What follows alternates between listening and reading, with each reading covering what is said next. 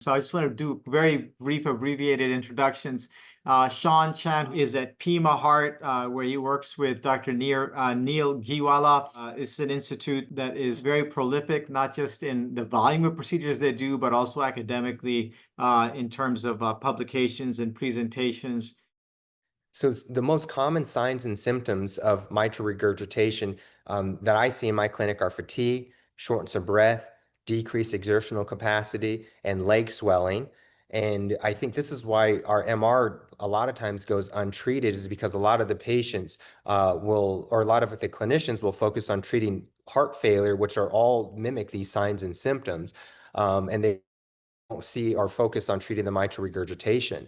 And we also know that mitral regurgitation is difficult to diagnose on a transthoracic echocardiogram, and it can sometimes, or a lot of the time, go underdiagnosed, or we can't truly assess how severe it is. Next slide. So when we talk about mitral regurgitation, there are two different etiologies of MR. We have primary and secondary. When we talk about primary MR, think of this as a leaflet issue. And some of the key words to look at in echocardiograms to determine if it's a primary etiology are degenerative, sclerotic, flail, or prolapse etiology.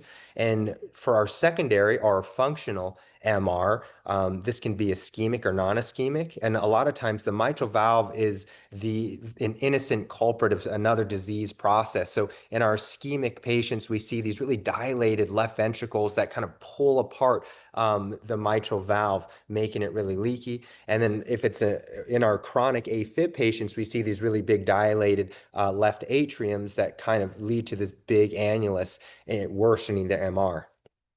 Next slide. So our treatment options for mitral regurgitation, our first line is always our guideline-directed medical therapy. And I'll touch on that a little bit later in our slide deck about what that looks like.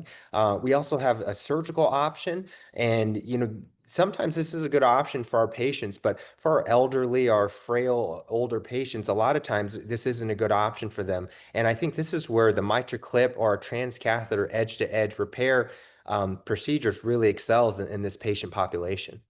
Next slide. So when we look at the pathway for the treatment of primary MR, if you follow the green boxes there, so we never pursue treatment until the patient is found to have severe mitral regurgitation. And remember, primary mitral regurgitation is a leaflet issue. We always push guideline-directed medical therapy in these patients. And we don't do anything until they're clinically symptomatic. And if they are clinically symptomatic in this patient population, we always involve a CT surgeon.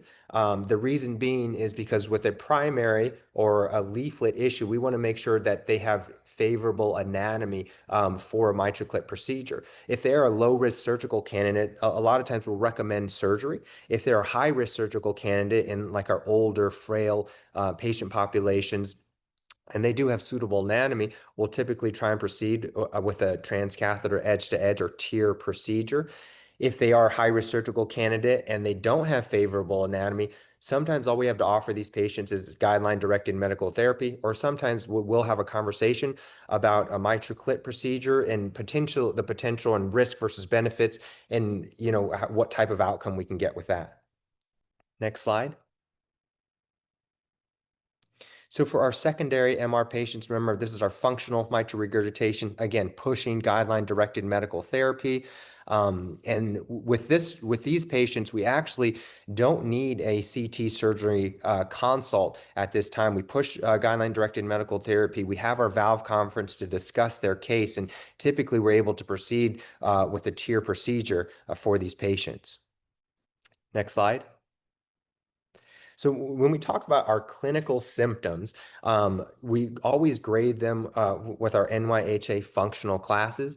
For our patients to qualify for a TEER procedure, they have to have NYHA class 2 symptoms or greater. Next slide.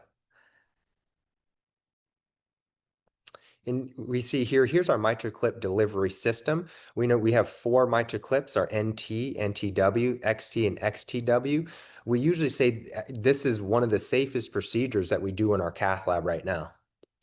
Next slide. So one of the trials that kind of drove our TEER procedures was the COAPT trial. And this trial was a randomized one-to-one clinical trial that either had patients in the control group, which was maximally tolerated GDMT alone, or maximally tolerated GDMT plus a MitraClip. And we saw that through this study, the patients that had the MitraClip and guideline-directed medical therapy had a 33% relative risk reduction in mortality over the past 3 years, or over 3 years, and a 47% relative risk reduction in heart failure hospitalizations and death at 5 years. And they were 2.5 times more likely to experience an improvement in their quality of life. Next slide.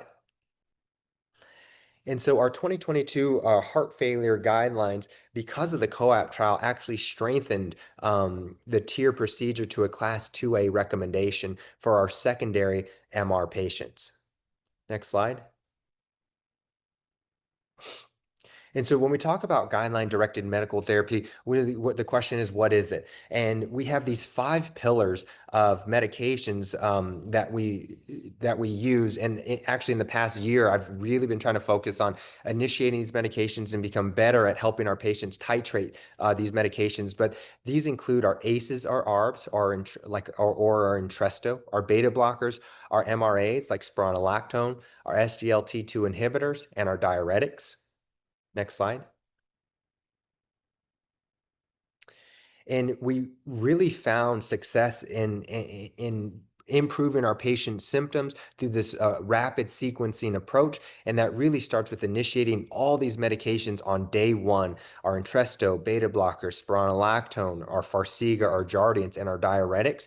And we really have a close follow-up within the next 1 to 2 weeks in up titrating these medications and driving their blood pressure and heart rate as low as they can tolerate. And we really focus on increasing their beta blockers as much as they can tolerate. Next slide. So reiterating the importance of the COAP trial, we really saw how the MitraClip and our guideline-directed medical therapy can really improve our outcomes for our mitral regurgitation and our heart failure patients. I really think this trial also highlighted the need for early recognition for our mitral regurgitation patients, early treatment or referral to a structural heart team. Next slide. So this is kind of a generic treatment pathway, and I'll kind of share what ours looks like at Pima Heart down in Tucson. So typically we receive a referral for evaluation of mitral regurgitation from one of our cardiologists in our practice based off of what they saw on a transthoracic echocardiogram. Once they identify this and we see the patient, we order a TEE to better visualize their mitral regurgitation. We do a right and left heart cath to look at their coronary anatomy and look at their right heart pressures. If it's deemed to be a primary or degenerative cause, we always involve a CT surgeon. And then if it's secondary or functional, typically we can just present these patients at our valve conference on Tuesdays. And if they're deemed appropriate, we can proceed with a TEER procedure. Once we do our TEER procedures, we usually see the patient at a 1-week follow-up, a 1-month follow-up with an echocardiogram, a 6-month follow-up, and a 1-year follow-up. Next slide.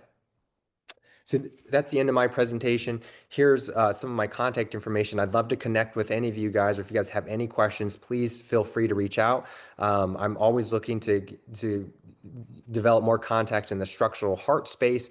So I'd love to hear from you guys. I also just want to give a quick shout out to my structural heart team, Emily, Risa, and Andrea, and all the structural heart coordinators here. We really appreciate everything that you guys do. And, without all that you guys do for our patients, it'd be impossible to get these patients the quality of care that they deserve. So thank you guys so much. Sean, thank you so much for the presentation. We sincerely appreciate it. Our next speaker is going to be Jin Kang.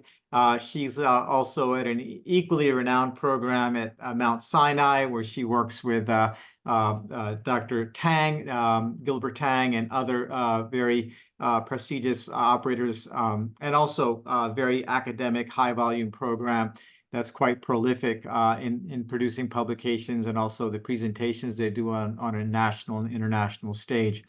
So, Jin, I'm going to hand it over to you. And at the end, I know we probably are going to run long because of the technical issues we had. And again, we appreciate you sticking with us.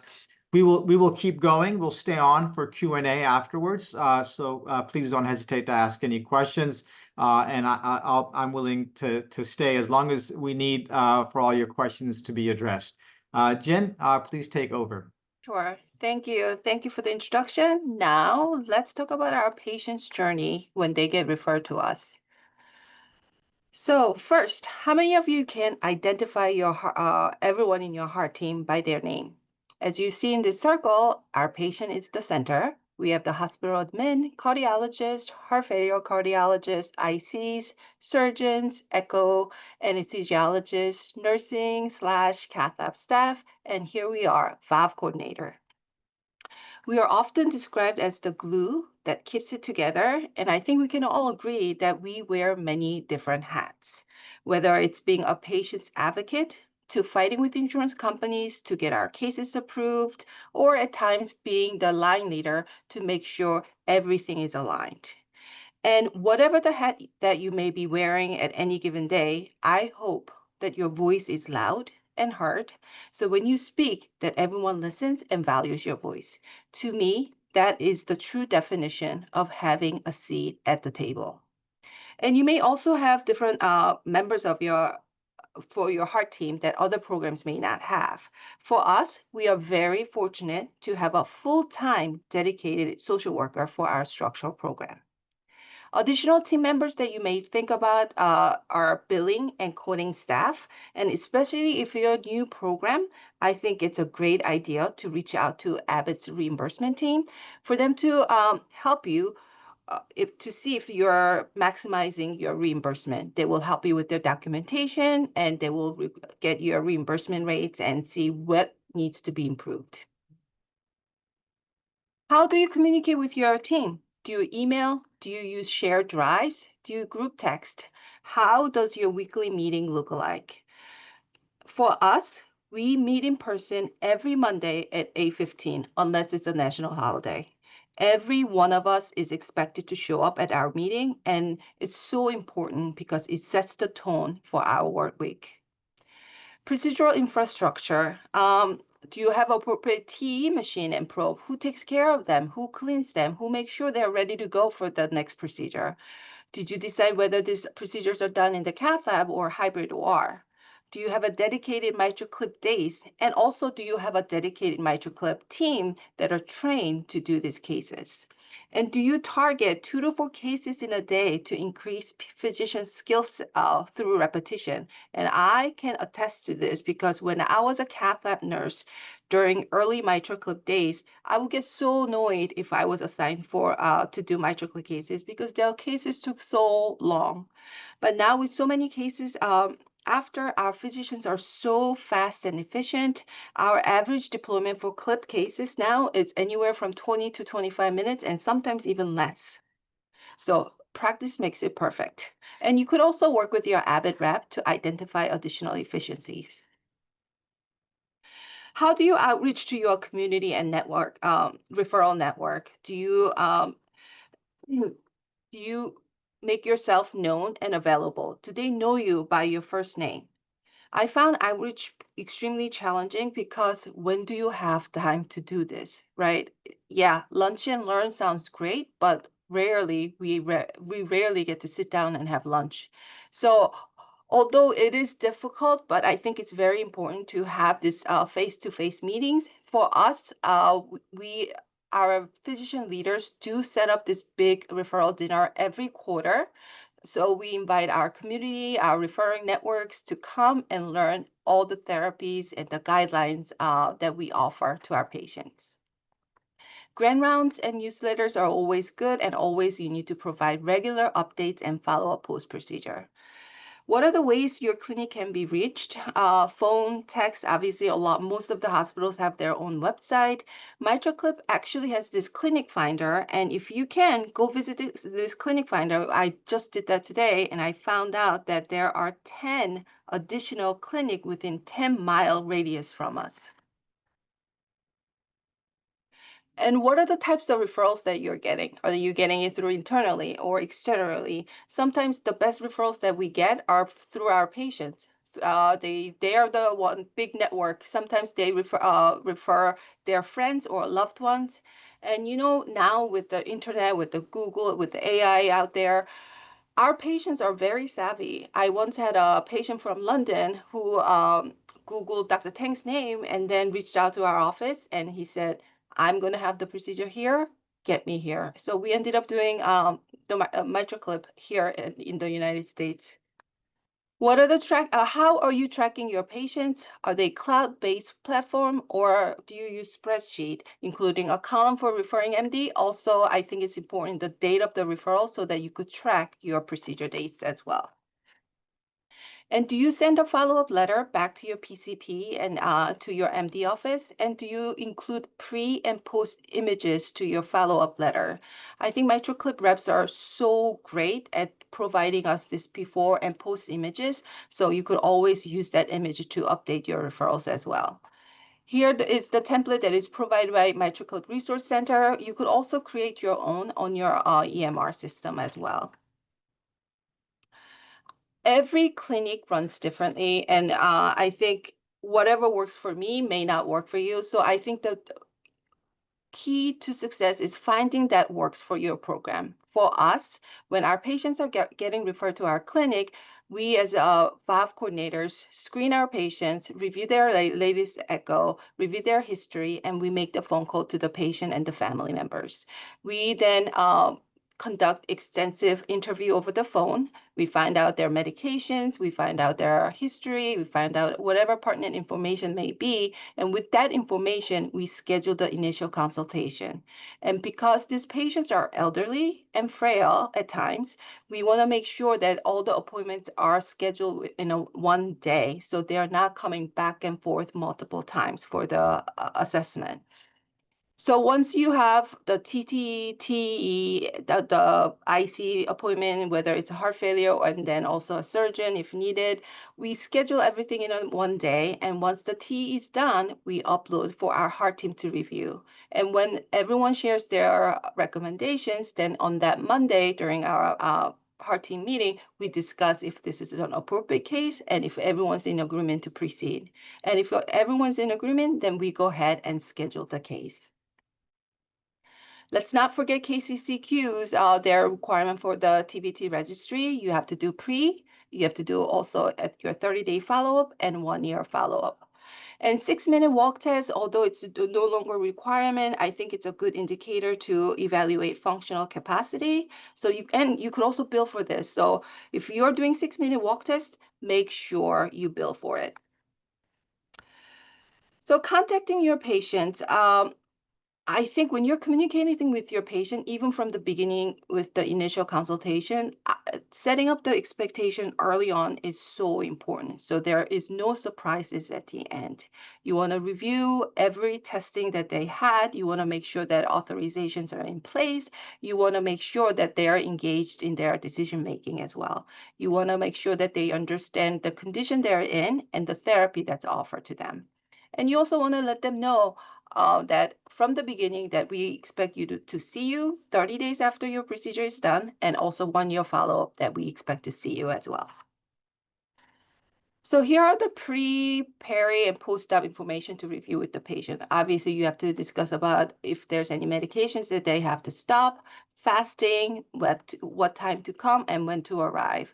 I find it with some of our heart failure patients, we tend to admit them day before because sometimes we find that they're so overloaded or they need a little tune-up before the procedure so that we could get the most optimal results with the procedure. Peri procedure, you want to make sure that they go under GA during their MitraClip procedure. And some of our elderly populations, I noticed that they're afraid to go under GA. So a lot of times they ask us to have a separate consultation with anesthesiologist. And let me ask you, how do you arrange outpatient anesthesiology visit? You can. It's so hard. I mean, which anesthesiologist is willing to come to clinic and see these patients. So this is where it's so important when you know your heart team member by their names. So for me, what I do is I text my anesthesiologist friend, colleague, say, hi, that's all I need to say. And then he texts me back and says, what now? To have this kind of relationship with your heart team is so important. It gets the job done, first of all, and patients appreciate that you went out of your way to get this done. And all it requires is I need to ask him for 5 minutes of his time for him to come to my office. We call the patient together. He answers our patient's questions, and that's it. And our patients are happy. Post-procedure, and when we consent our patients, we always stress that you're not going to feel great right after the procedure. You're going to feel groggy, you're going to have discomfort, and you're going to be lying down for a couple hours, and you are just going to feel crappy. So they're not surprised. Again, setting that expectation early on is so important. Common questions that you're going to get is, will I have pain? Are there any potential complications? What does a MitraClip clip look like? I think you could get the actual MitraClip you could ask your Abbott rep to provide. So you could actually take this actual clip down to your clinic and show it to your patient when they come to see you. Show them, make them hold it, make them feel it. I mean, who does not like the visual aid, right? And what are my restrictions when I go home? These are the questions that's going to keep coming. Not once, not twice, but multiple times they're going to be asking these questions. And when you're confirming and scheduling the procedure, you make sure that all the testings are done and reviewed and okay by your heart team. And you confirm that, when you're scheduling this procedure, make sure whoever that needs to be in the procedure is available and ready to go. And you have to communicate the game plan to the whole team. And what I do is I send a structural heart email the day before with patient's information and the access, what kind of anesthesia they'll be getting, and where they'll be recovering, what kind of device they'll be getting. All this game plan is in that email, so that whole team is aware. On the procedure day, patients do arrive a couple hours earlier to get everything ready, and you want to make sure the patient is prepped per protocol, and you want to make sure that if it's going to be done on the cath lab or hybrid OR, and follow-up post-procedure order sets are there. And our patients are usually do not go to ICU, they go to recovery unit and they get to ambulate after about 4 to 6 hours. And they stay minimum overnight. We usually tell our patients expect to stay in the hospital 24 to 48 hours after your procedure. On the discharge day, we have to repeat echocardiogram and make sure that they go home with this mitral implant card. And so many of them lose this card and they call us, right? And all you need to do is reach out to your Abbott, and they will be able to get you another one. And when you're providing this medication and discharge instruction, make sure there is not only patient, but also family members there to listen and to learn as well, so that they are compliant with their medication. How many of us experience that our heart failure patients, after the procedure is done, they stop taking their medications, right? So you have to let them know, although you're having this great therapy, you have to continue with the GDMT, and you have to make sure that they are compliant with the medication and they have this medication available for them. And also documentation is very important. I'm very lucky that we have a data extractor who collects our length of stay, complications, and also other required TVT registry requirements, such as the latest thing that I find is that referral to subacute rehab, it has to be done. It's up to the patient if they actually go or not, but as providers, we have to refer them to subacute rehab. Here are the sample discharge instructions that you could give. Don't lift anything more than 10 pounds. Notify clinic if you are admitted to the hospital. No driving for about 7 days. Make sure you do cardiac rehab. No lotion, groin care, and walk at least 3 times per day. And some of our patients like to baby it and they like to refer this as surgery. And I like to always correct them that this is not surgery. You had a procedure done, and it is recommended that you stay active as as long as it's tolerated and there's no contraindication for it. Um, Also, you have to make sure that they don't stop their antiplatelets or blood thinners and they are compliant with their prescribed medications. And you notify your dentist or even us. Call us if you're getting any kind of dental work so we could prescribe you prophylactic antibiotics. And also call us and let us know if you get hospitalized during this year. So follow-up pathway, what we do is that we make sure that our patients do go home with our 30-day and 1-year follow-up appointments when they get discharged. They can call our office to reschedule if needed, but appointments are made before they get discharged so that we also have it on our calendar so that we can follow up with them as well. And you want to instruct your referring physicians and also patient and family to notify us if there's any hospitalizations within 1 year, first year, and if there's any death. And of course, you have to document no-show appointments. You have to find out. Just don't take no-show as no-show. You have to go extra mile and call and find out why they didn't come. It could be just the logistic issues such as transportation. I didn't have anybody to take me, things like that. So always make sure that you do make that phone call to find out.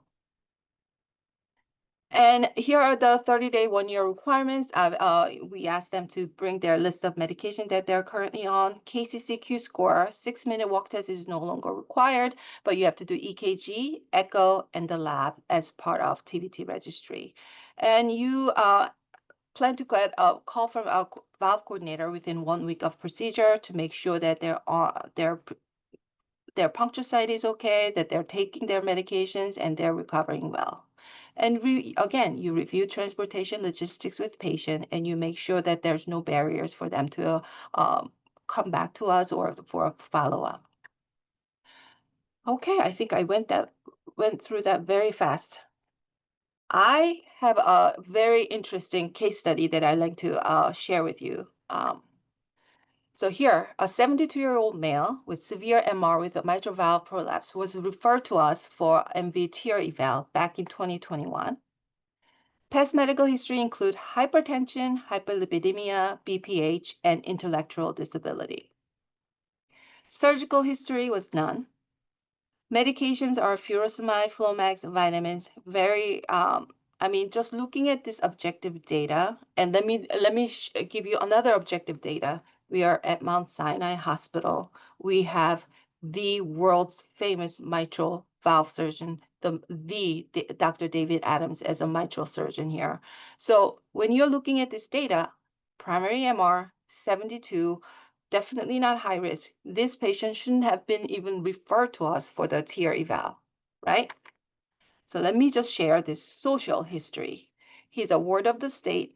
He lives in the group home. He had a twin brother who had the same condition as he does, and he passed away a few years ago after MV repair. So this information was given to us. So our initial clinic visit was in October of 2021. When he came to see us, he was alert and oriented ×1 with limited communication. Yes, no, hungry, bathroom, I think was the only thing that he was able to say. And he had no legal guardian. He was accompanied by a group home attendant. Upon physical exam, we found that he had +2 bilateral lower extremity edema with grade 3 hollow systolic murmur. Echo on that day showed EF of 58, bileaflet mitral valve prolapse, moderate to severe MR. So with this information, I presented on a Monday heart team meeting, and we said, although he's a surgical candidate, but because of his social history and what happened to his brother, he wasn't going to go for surgery. So his referring cardiologist was very adamant on getting this mitral TEER eval. So let's look at the date. They say it was in 2021. What was in 2021? COVID, right? we really could not go anywhere. We submitted all the paperwork for court to petition. The group home did it. The referring cardiologist did it. We submit whatever we needed to submit. But this case wasn't going anywhere. We would check time to time with the group home, but still they didn't hear anything. But luckily, he had a really good referring cardiologist that he just kept following up with him every 6 months with an echo.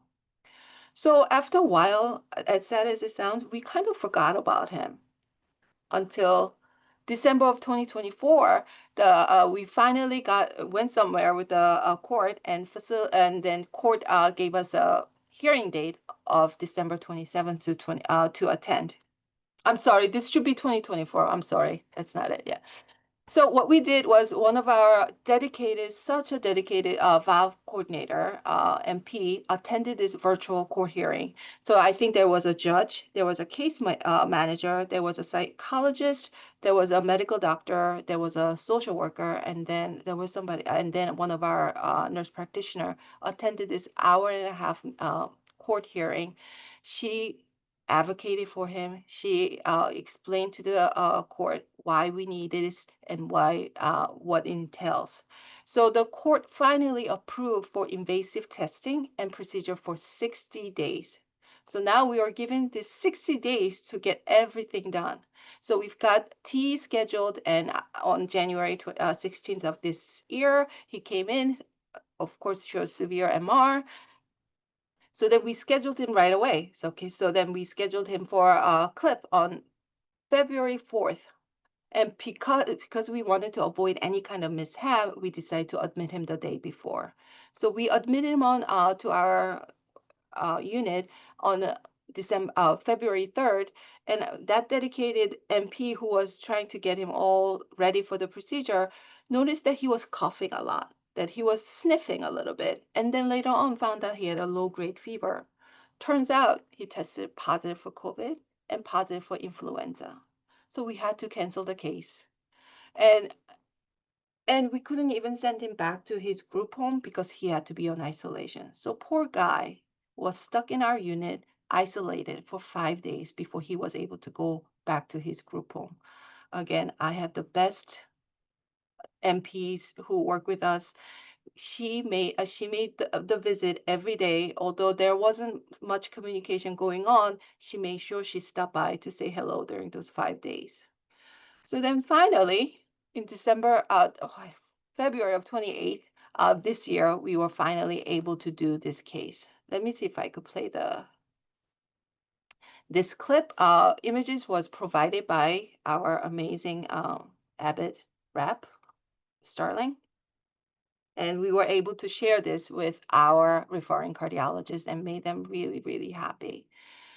And then he came back for 30-day follow-up beginning of April, and it showed the echo showed minimum MR, and he wasn't able to communicate with us, but his home health aide said it seemed like he has more energy, he's more awake, and he seems like he's staying up more. So to us, that was more than enough.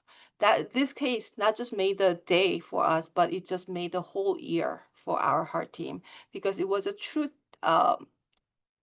testimony to show why we go that extra mile for all our patients. And till this day, I will never forget this case. And I have to give a big shout out to one of the MP, Shook, who went above and beyond to get this case approved by the court and to get this case scheduled and to get it done. And he's now safely at his group home enjoying his activities. Thank you. Thank you so much. Jen, I want to make sure everyone can hear me. Is everyone hear me? Okay, perfect. So thank you so much, both of you, for excellent presentations and for sharing the insights of your programs with us today. I think it's always very helpful to see how things are done across the country, particularly at programs that are as well regarded as both of yours are. There are a couple of questions I wanted to pose to both of you that were asked in the chat. One was related to billing for 6-minute walk test. Now, one thing I wanted to ask both of your sites, both of you at your sites, are you doing the 6-minute walk test routinely? in patients who undergo either mitral or tricuspid TEER. Jen, why don't you go first, and we'll ask Sean. So I know I said that, it's a good indicator to assess the functional capacity, but our center actually right now does not perform 6-minute walk test because for once, it just takes a long time because we have a very robust, busy clinic and it just don't have the manpower to get the test done. So Yeah. we actually are just sticking with the KCCQ. And how about you, Sean? Do you guys do the 6-minute walk test routinely for TEER procedures, for pre-procedure evaluation? Yeah, we don't routinely at this time. I mean, sometimes we'll do like a unofficial treadmill just in the office just to see if they have any or exhibit any symptoms, but we don't do an official 6-minute walk test right now. Yeah. So so for, as we know, if we talk about TAVI, there is it's not the 6-minute walk test, but a walk test is done. The 5-minute the 5-meter walk 5 meter. test is done for TAVI, and that is required as part of the frailty assessment. But there's no such requirement for the 6-minute walk test to have to be done as part of the TVT registry. And my experience is that most centers are not routinely doing that test because it is quite cumbersome. And outside of a trial protocol, I think it'd be challenging for sites to routinely do that test. And the other question was related to billing. If you do that test, do you guys have any? I don't personally know the answer to this question. Do either of you have any insights into billing for a 6-minute walk test?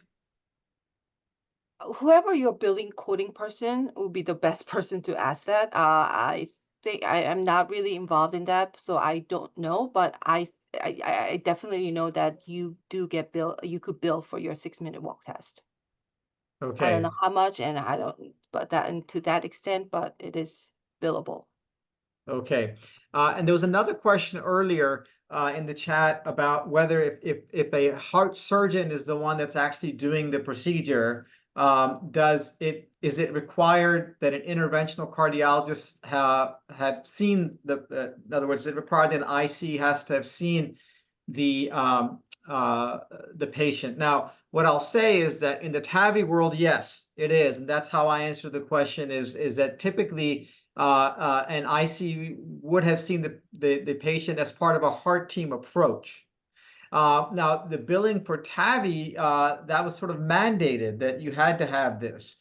I'm not so certain about TEER, whether you must have, if it's codified or not. I haven't seen that it's codified, but I would say that in general, most of these procedures, whether you're talking about TAVI, where it is codified, but even for TEER, the general recommendation across the country and by societies is that they be evaluated by the heart team.